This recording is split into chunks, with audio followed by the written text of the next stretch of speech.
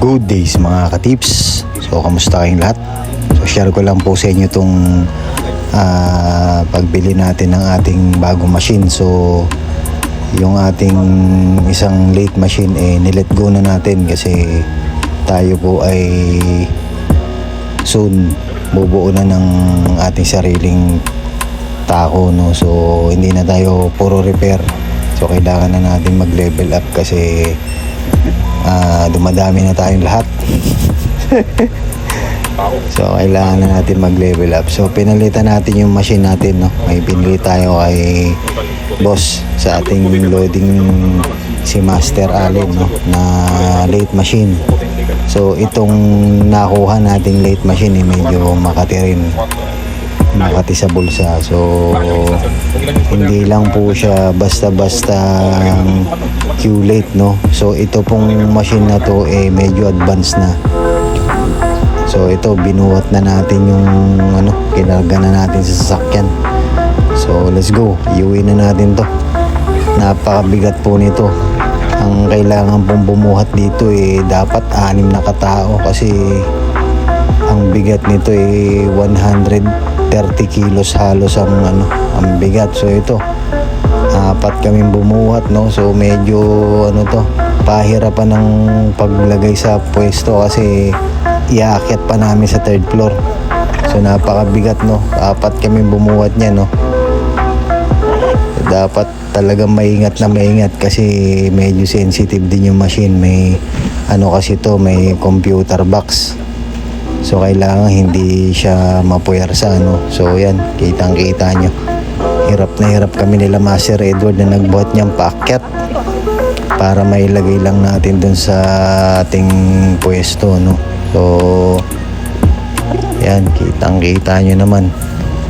So salamat nga pala sa aking misis na nag-drive mula Cavite papunta ng Valenzuela.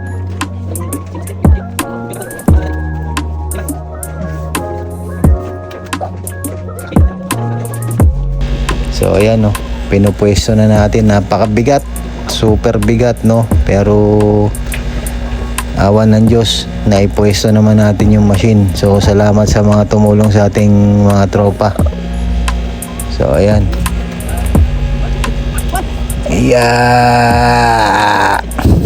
Napakabigat.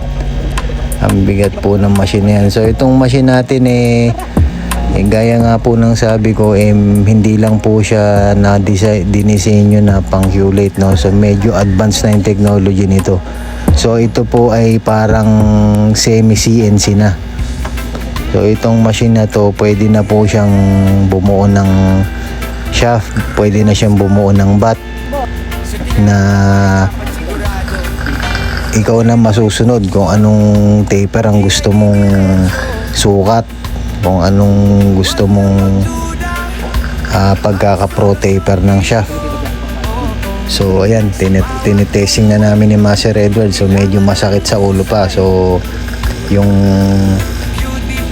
computer box niya kailangan mapag-aralan muna ng maigi kasi mahirap sumabak agad kasi medyo komplikado. Marami siyang mga kailangan i-program, no? So yan, kita nyo, napaka-pogi ng ating bagong Q-late, no? So salamat sa Panginoon, salamat sa inyo mga katips. Kung wala kayo, wala tayong ganito. So nagpapasalamat tayo sa biyaya ng Diyos at sa inyo mga katips. So yan, medyo tinitesting na namin yung niya. So yan, kitang-kita nyo, nagkukusa siyang nagtitaper, no? So nakadepende yung taper niyan sa ilalagay yung settings na measurement. So ito, parang nag-dry run lang kami ni Boss Del. So itong kasama natin si Boss Del medyo magaling to sa CNC kasi dati siyang nagtrabaho sa machine shop na may CNC. So shoutout sa iyo Boss Del sa pagtulong. Mabuhay ka. So hindi pa tayo tapos, bukas tirahin uli natin to. So yun, kita nyo, parang may multong nag-ooperate. Napakagaling, napaka high tech na talaga ngayon ng technology.